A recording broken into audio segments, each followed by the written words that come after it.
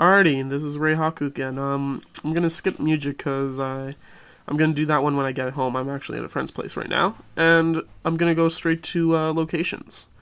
Um, First, I'm gonna show you one of my most favorite cards for any deck, Dranica's Threshold.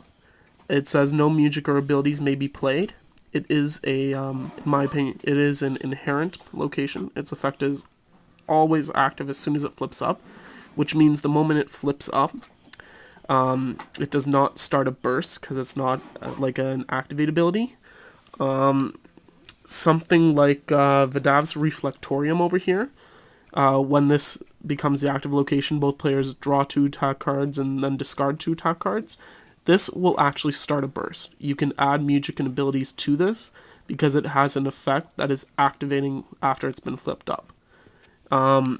So Dranica's Threshold stops all music and abilities, and since it's not an activate ability, it will not start a burst. So once it's flipped up, everything is just about all abilities in music are negated for that turn that are cost. Inherent abilities and trigger abilities and the situational ones will still activate. The next location will be the Infectorium. At the beginning of combat, deal 15 damage to infected engaged non-Danian creature. That is a situational one, and it happens at the beginning of combat. So Vidav's Reflectorium happens when it's flipped up, and the Infectorium happens when it's at the beginning of combat. Two different This one's a situational one.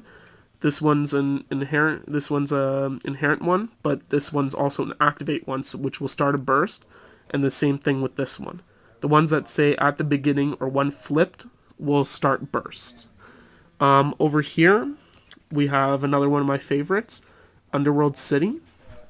I consider this one a situational, but it could be an inherent as well. It says when an underworld creature makes an attack, that attack gains challenge power 15 to deal 5 extra damage.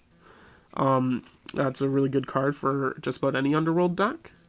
And then over here, we've got 2 Mirage locations. Mirage are very, very, very good locations. They have special ruling, special abilities. When I put the video about how to actually play, I'll explain how the Mirages work. But they have 2 effects: their normal effect and the Mirage effect. I'll show you later on when the Mirage effect activates. But my Pedum Mirage's Mirage effect is very good, well known. If a creature can move into the space, it must do so. I consider that one a situational effect because it says if a creature can move there.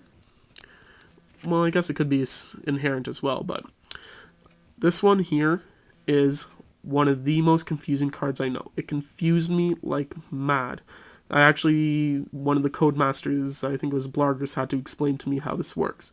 It says air and earth attacks deal an additional 5 damage, and when a water attack is played, that attack's controller turns the top card of their location deck face up, and this becomes the active location. So that means the moment a water attack is played before the air and earth 5 activate, the person who played it has to reveal their top location. So if this is the top card of your location deck, you have to reveal the one just beneath it. And this one also has a Mirage. I'll show you Mirages later on. So if a water attack is played, it'll go straight into being a Mirage location. And now that I've explained the different types of abilities, I'll actually show you the different types of initiative. Over here, we have initiative for an element. Ropasek is initiative fire, right there, which means creatures with fire will get the first attack. My Pedum Mirage is initiative Danian, so the bugs will get the first attack. And over here is initiative Courage, which means a creature with the highest courage will get first attack. This has been my video for locations. Thank you very much.